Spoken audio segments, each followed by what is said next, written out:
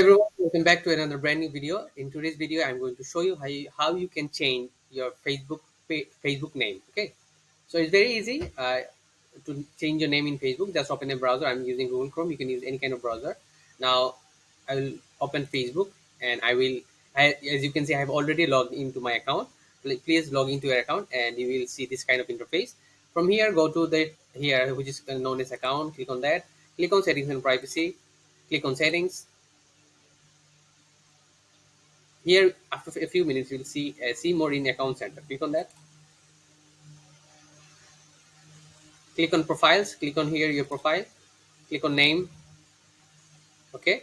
So now here you can, like, I want to change my name to Fuad Hassan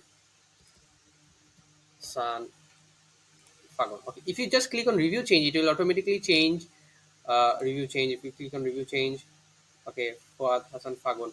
Okay, if you click on done, it will automatically change your name. So I don't want to change my name, so I'm not clicking on done. If you want to change your name, just click on that done option. It will automatically change your name in Facebook. It's so much easy.